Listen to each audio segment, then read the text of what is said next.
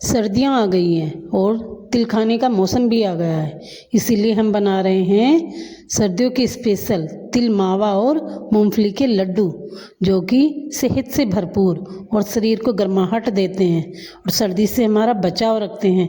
तो चलिए शुरू करते हैं।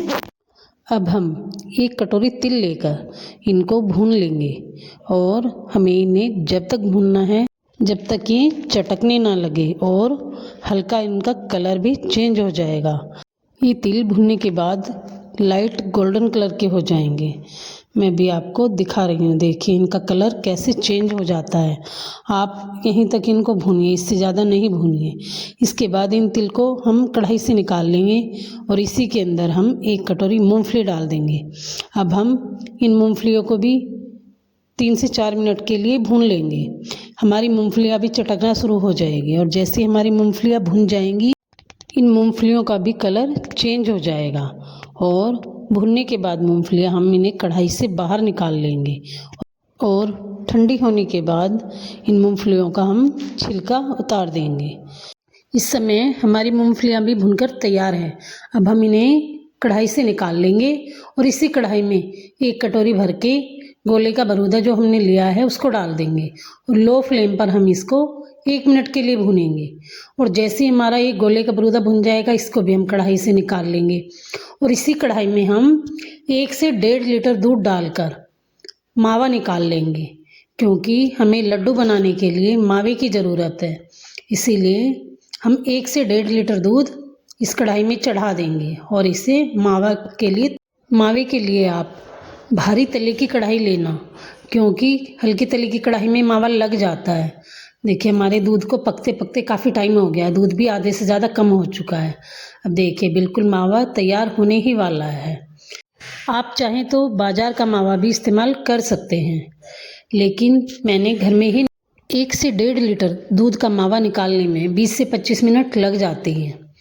देखिए हमारा मावा बनकर बिल्कुल तैयार है, इसमें थोड़ा भी दूध नहीं छोड़िएगा। देखिए इस समय बिल्कुल तैयार है।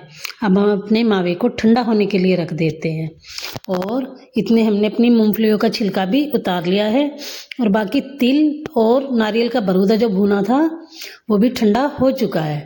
अब हम इनको एक ग्राइंडर जार में डालकर पीस लेंगे। सबसे पहले हम अपनी जो मूंगफलियाँ हैं मूंगफलियों को पीसेंगे। हम बिल्कुल इसका पाउडर तैयार नहीं करेंगे, इससे हम दरदरा पीसेंगे। मिक्सी को आप प्लस मोड पर चलाइएगा ताकि जो मूंगफलियाँ हैं दरदरी पीस सके। हमारी मूंगफलियाँ पीसकर तैयार हो गई हैं। देखिए मैं भी आपको हाथ से उठाकर दिखा रही हूँ, इस तरीके से आपको पीसनी है, इससे ज़्यादा पतली नहीं पीसिए। अब हम इनको निकाल लेते हैं।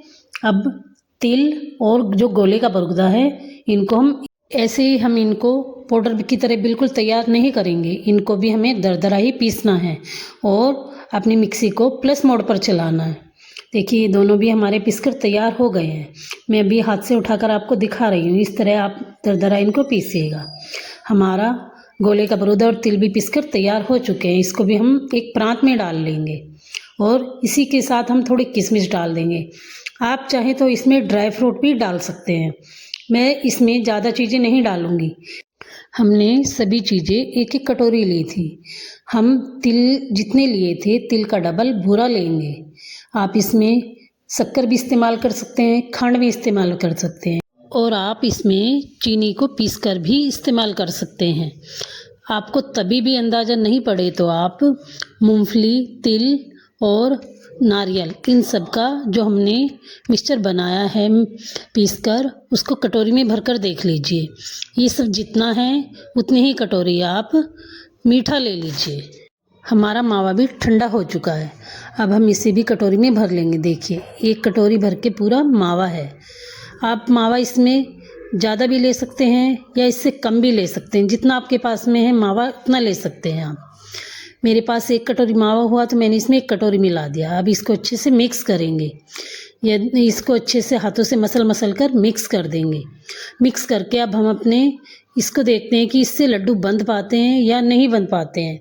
यदि लड्डू नहीं बन रहे हैं तो हम इसमें घी डाल देंगे। गरम करके आप इसमें जब तक घी डालिए जब तक आपके लड्डू ना बंधे, और जब आपके लड्डू बनने लग जाएं तो आप घी नहीं डालें। देखिए अब हम इसको दोबारा से मिक्स करेंगे घी डालकर और फिर लड्डू को बांध कर देखेंगे। यदि लड्डू बंध जाते हैं तो इसमें अब हम घी और मिक्स नहीं करेंगे। अगर आप मावा ज़्यादा मिक्स करेंगे तो आपको घी नहीं डालना पड़ेगा।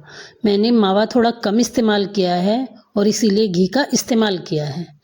अब हमारे लड्डू, हम इसको मिक्सचर को अच्छे से हाथों से मसल कर लड्डू बांध कर देखेंगे कि लड्डू बंध पा रहे हैं या नहीं। हमने इसको अच्छे से मिक्स कर दिया है। अब हम इसको हाथों से लड्डू बांधेंगे। हमारा लड्डू का मिक्सचर अच्छे से तैयार हो चुका है। अब हम एक एक करके इनके सभी लड्डू बांध लेंगे। देखिए कितने अच्छे से ये लड्डू बंध रहे हैं। आप बस ऐसे ही बांध कर देखिए।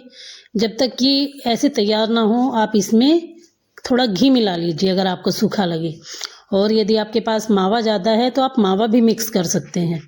मैंने इसमें घी मिक्स कर लिया है। अब इसके लड्डू बन पा रहे हैं। देखिए कितने अच्छे से बन रहे हैं। एक एक करके आप ऐसे लड्डू बनाइएगा। देखिए मेरा एक लड्डू बनकर तैयार हो गया है।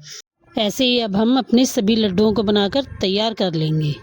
तिल हम गर्मियों में नहीं खा सकते, इसीलिए हम तिल को सर्दियों में खाते हैं।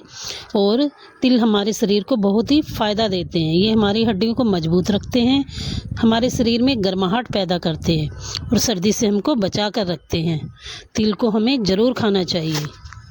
मैंने तो सभी लड्डुओं को बनाकर तैयार कर लिया है। आप भी इन लड्डुओं को बनाकर ट्राई ज़रूर करिए और बताइए आपके लड्डू कैसे बने हैं। ये लड्डू बहुत ही सॉफ्ट बनते हैं। देखिए ये लड्डू देखने में कितने अच्छे लग रहे हैं। ये देखने में जितने अच्छे, खाने में उससे भी ज़्यादा अच्छे लगते हैं।